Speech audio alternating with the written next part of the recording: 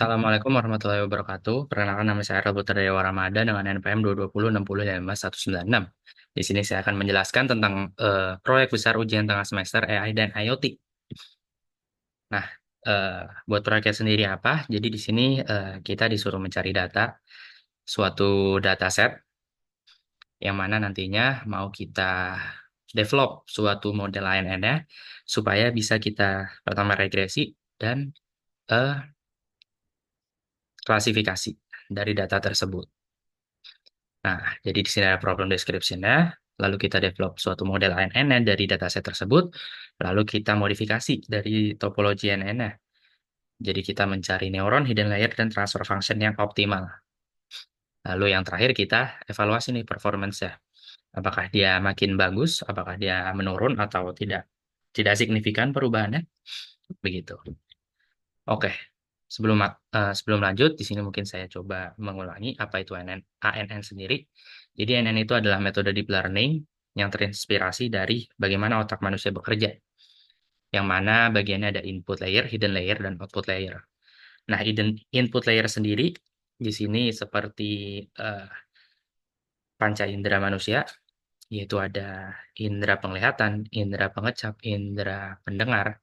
Nah, itu inputan-inputan dari mata, telinga. Nah, di sini kita buat nama input layer. Lalu ada hidden layer, yang mana yang memproses inputan tersebut. Nah, kalau di manusia sendiri, itu namanya otak, ada di otak. Dia yang memproses suatu inputan dari indera-indera kita, sebelum nantinya dilanjutkan ke output layer. Yang mana kalau di manusia sendiri, bisa jadi outputannya berbicara, bagaimana kita eh, bereaksi pada suatu hal, gitu. Berjalan kah atau berlari. Nah, kurang lebih seperti itu. Oke, buat problem yang saya angkat sendiri, di sini saya dapat data dari Kaggle, yaitu chiller energi data, yang mana isinya ada chilled water rate, ada cooling water temperature, ada building load-nya atau cooling load di buildingnya, lalu ada data-data dari lingkungannya. Ada outside temperature, ada dew point-nya, ada humidity. Dan yang terakhir, nih, di sini sebagai output yaitu chiller energy consumption. Itu. Nah, NN sendiri saya gunakan untuk pertama ada regresi, kedua klasifikasi. Yang regresinya saya buat untuk memprediksi output yang continuous, yaitu chiller energy consumption. Nah, kalau klasifikasi sendiri saya buat untuk menentukan apakah eh, energi efisiennya, energi efisiensinya itu sudah efisien atau belum. Bagaimana cara mencarinya? Kita bisa gunakan perbandingan antara building load dibagi dengan chiller energy consumption. Ketika dia eh, kurang dari 4, dia efisien, lebih dari 4, dia tidak efisien. Nah, di sini sebelum masuk ke sini, mungkin saya coba share data yang saya dapat seperti apa. Nah, di sini ya, datanya ini belum saya olah, masih belum saya tambahkan satu outputan yaitu apakah dia efisien atau tidak. Nah, ketika yang di sini sudah saya modifikasi sedikit, di sini saya tambahkan nih. Ada 1 dan 0. Jadi outputannya itu dia berdasarkan binary. Ketika dia efisien atau tidak. Jadi ada 1, ada yang 0. Gitu. Jadi outputannya itu ada 2. Output layer. Bukan output layer. Outputannya itu ada 2. Begitu kurang lebih. Oke, lanjut ke MATLAB-nya. Nah, data yang sudah saya modifikasi tersebut, di sini saya masukin karena saya pakai MATLAB online, saya masukin ke MATLAB Drive. Sini ada chiller energi data buat klasifikasi dan buat regresi, saya pisah. Nah, jadi cara kerjanya gimana? Data tersebut tadi tuh saya coba load di MATLAB ya, dengan saya panggil, terus saya define nih, inputnya apa, terus targetnya atau data aktualnya bagaimana. Lalu saya train data tersebut dengan ANN. Nah, di sini ada jumlah neuron dan ada hidden layer-nya. Begitu. Lalu di sini ada transfer function-nya buat tiap-tiap layer. Nah, ketika sudah kita train di sini, eh, saya dapat inisial buat regresinya seperti ini. Ini perbandingan biru dan merahnya. Biru itu ANN prediksi saya, dan targetnya itu data aktual lah, yang tadi ada di Excel. Kalau tadi saya define-nya dia sebagai chiller energy consumption.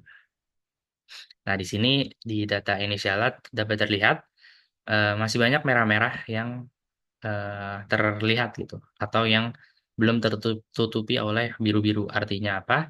ANN prediction saya beberapa masih ada yang belum tepat memprediksi sesuai dengan target atau data aktual. Nah, cara modifikasinya gimana? Di sini saya nyoba nyari variabel buat neuron, hidden layer, dan transfer function yang cocok. Nah, dimulainya tuh dari neuronnya dulu. Nah, di sini nanti kita run, lalu dapat nih perbandingan antara number of neuron dengan RMSE. Nah, kita pilih dia yang data terendah. Nah, kalau di sini 21 atau 23.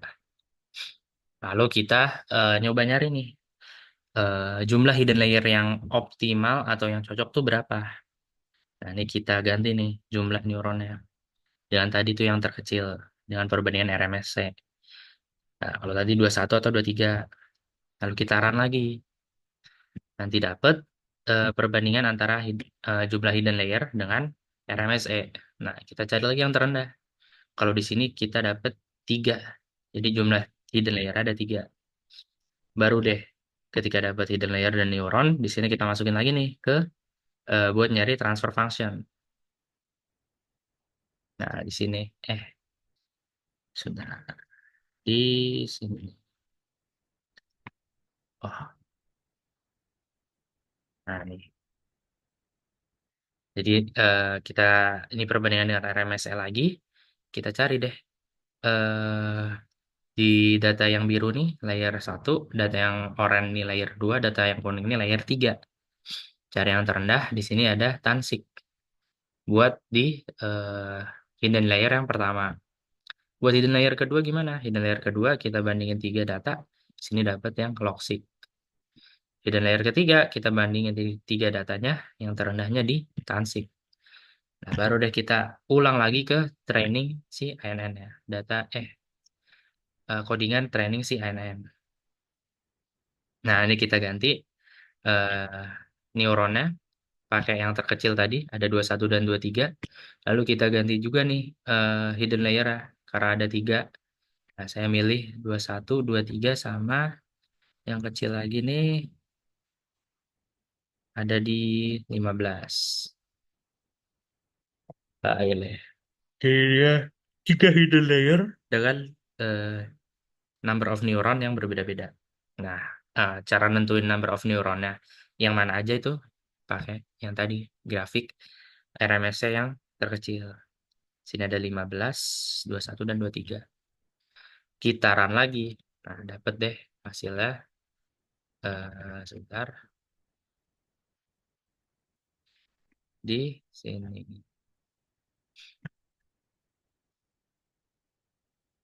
Di regresi ketika sudah saya optimalkan. Ini di sini dapat terlihat dia sudah mulai menjangkau nih.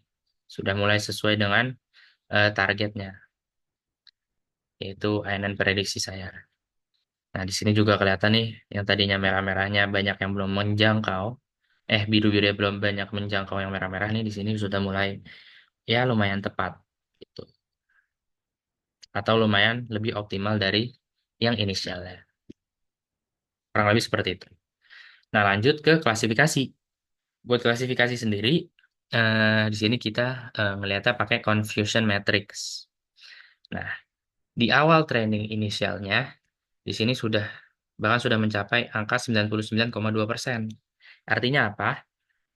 Bahkan sebelum, artinya dia tidak memerlukan codingan ANN yang kompleks, dia sudah bisa di inisial klasifikasinya di data yang awal pertamanya tuh eh, dia sudah bisa dibilang sudah sangat akurat gitu, karena sudah mencapai angka 99%.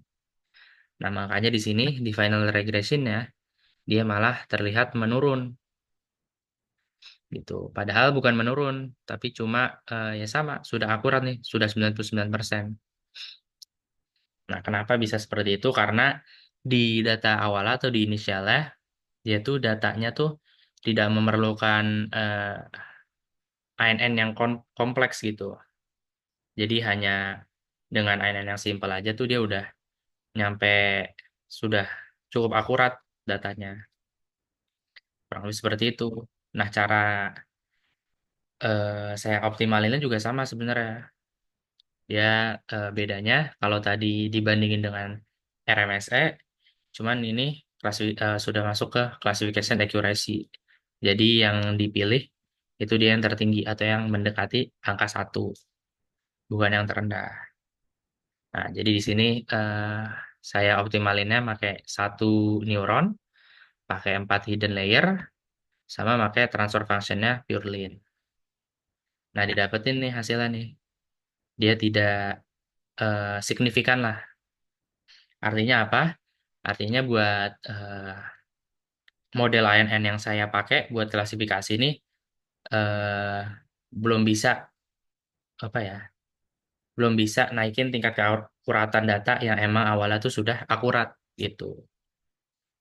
Mungkin kalau buat eh, data yang keakuratannya tuh masih jauh, mungkin pakai eh, model klasifikasi punya saya ini mungkin masih bisa gitu buat ningkatin atau buat ngeoptimalisasi data tersebut.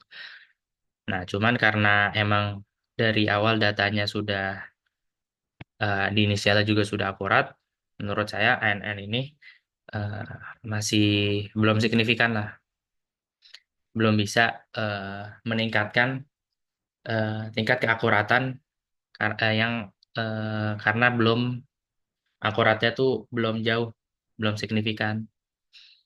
Karena data awalnya sudah sangat akurat, mungkin kurang lebih gitu. Nah, ini buat codingannya juga ada di sini.